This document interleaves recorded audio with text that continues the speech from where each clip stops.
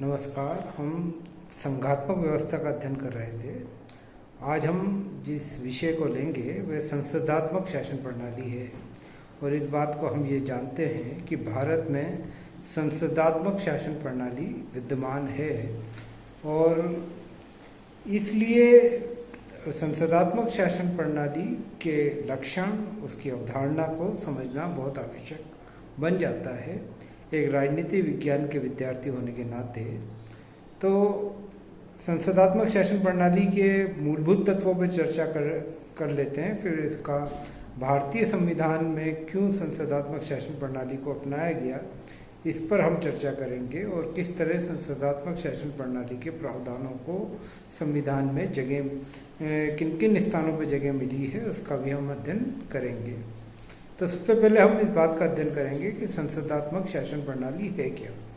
देखिए, सामान्यतः हम ये मानते हैं कि शासन के 3 अंग होते हैं। एक होता है कार्यपालिका, दूसरी है व्यवस्थापिका और तीसरी है कार्यपालिका। और तीनों ही अंगों के काम अलग अलग माने जाते हैं।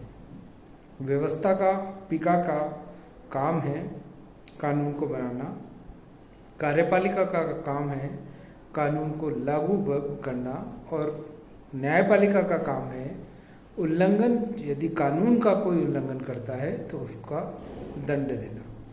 ये शासन के 3 अंग हैं और सामान्यतः ये बात मानी जाती है कि अगर व्यक्ति की स्वतंत्रता की रक्षा करनी है तो इन कामों को तीनों पृथक पृथक निकायों द्वारा किया जाना चाहिए। यह अवधारणा राजनीति विज्ञान में शक्ति पृथक्करण की अवधारणा के नाम से जानी जाती है, जिसे मॉन्टेस्क्यू ने जन्म दिया। उनका कहना था कि व्यक्ति की स्वतंत्रता सुनिश्चित तभी रह सकती है जब कानून को बनाने वाली, कानून को लागू करने वाली और उल्लंघन करने वाले को दंड देने वाली संस्थाएं पृथक पृथक रहकर काम करें। क्योंकि अगर शासन के तीनों काम एक ही व्यक्ति द्वारा किया जाएगा, जैसे निरंकुश राजतंत्रों में होता है, तो ऐसी स्थिति में जब व्यक्ति की स्वतंत्रता का हनन का खतरा बढ़ जाएगा। क्योंकि ऐसी स्थिति में कार्यपालिका जिसको चाहेगी, निरंकुश राजा जिसको चाहेगा गिरफ्तार करेगा, अपने मन माफिक कानून की व्याख्या करेगा और कानून उल्लंघन करने वालों को दंड देगा। तो ऐसी स्थिति में व्यक्ति की स्वतंत्रता की रक्षा संभव नहीं है। इसलिए यह माना गया कि शासन के तीनों अंगों को अलग अलग रहकर काम करना चाहिए। ये सिद्धांत राजनीति विज्ञान में शक्ति पृथक्करण के सिद्धांत के रूप में माना गया और अमेरिकी संविधान में हमें इसकी झलक मिलती है। अमेरिकी, अगर हम कार्यपालिका और व्यवस्थापिका के आपसी संबंधों के रूप में अध्ययन करें तो 2 तरह की शासन प्रणालियां अस्तित्व में आती हैं। एक है अध्यक्षात्मक शासन प्रणाली और दूसरा है संसदात्मक शासन प्रणाली। अध्यक्षात्मक शासन प्रणाली शक्ति पृथक्करण के सिद्धांत पर आधारित होती है, जैसे अमेरिका में है कि वहाँ कार्यपालिका व्यवस्थापिका के प्रति उत्तरदायी नहीं होती। उसके उलट संसदात्मक शासन प्रणाली होती है, जहाँ पर यह माना जाता है कि कार्यपालिका व्यवस्थापिका के प्रति उत्तरदायी है। अर्थात वे व्यवस्था जिसमें कार्यपालिका व्यवस्थापिका के प्रति उत्तरदायी हो, वे व्यवस्था संसदात्मक शासन प्रणाली का संसदात्मक शासन प्रणाली के रूप में जानी जाती है।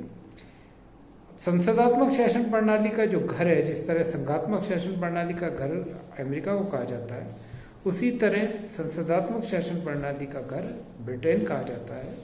और ये बात कही जाती है कि ब्रिटेन की संसद दुनिया की सभी संसदों की जननी है। यानी दुनिया ने जहाँ पर भी संसदात्मक शासन प्रणाली को अपनाया हो, ब्रिटेन की संसदात्मक शासन प्रणाली उसकी प्रेरणा के रूप में काम करती रही। अब संसदात्मक शासन प्रणाली वे शासन प्रणाली है जहाँ पर कार्यपालिका व्यवस्थापिका के प्रति उत्तरदायी होती है और ये उत्तरदायित्व को सुनिश्चित कई तरीकों, कार्रवाइयों के माध्यम से किया जाता है, जिसकी चर्चा हम आगे करेंगे।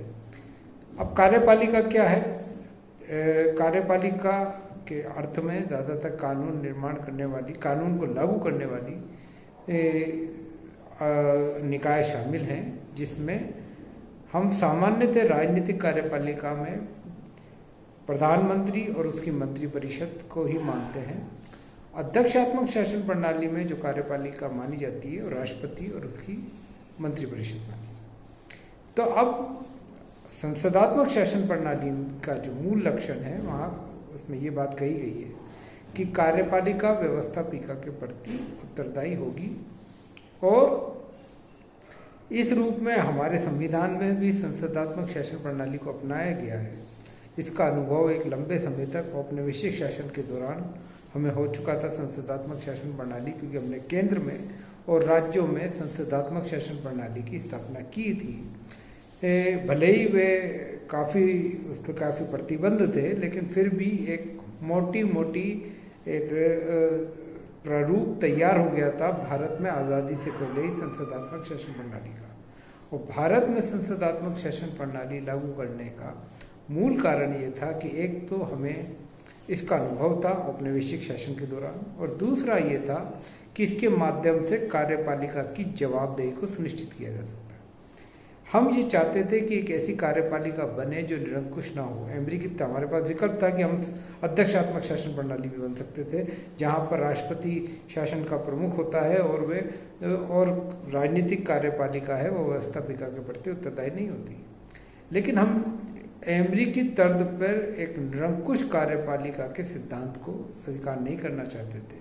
हम चाहते थे कि हम एक ऐसा लोकतंत्र बनाएं जो जनप्रतिनिधियों के प्रति जवाबदेह हो। यही वजह है कि हमने संसदात्मक शासन प्रणाली को उपयुक्त माना भारतीय परिस्थिति में, जहां कार्यपालिका व्यवस्थापिका के प्रति उत्तरदायी हो अपने दिन प्रतिदिन के काम, और ये तथ्य ही कार्यपालिका की निरंकुशता पर अंकुश लगाता है। तो इस रूप में बड़ा महत्वपूर्ण है कि भारत में संसदात्मक शासन प्रणाली को अपनाया गया, यद्यपि विकल्प हमारे पास अध्यक्षात्मक शासन प्रणाली का भी था, जहां कार्यपालिका व्यवस्थापिका के प्रति उत्तरदायी नहीं होती है। तो अमेरिकी तर्ज पे अमेरिकी संविधान के बारे में ये कहा जाता है कि वह शक्ति पृथक्करण के सिद्धांत पर आधारित है।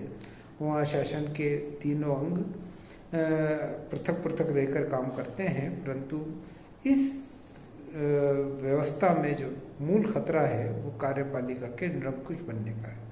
और हमारे संविधान निर्माता ये बात नहीं चाहते थे कि कार्यपालिका जो असीमित और व्यापक शक्तियाँ रखती है वो निरंकुश हो जाए।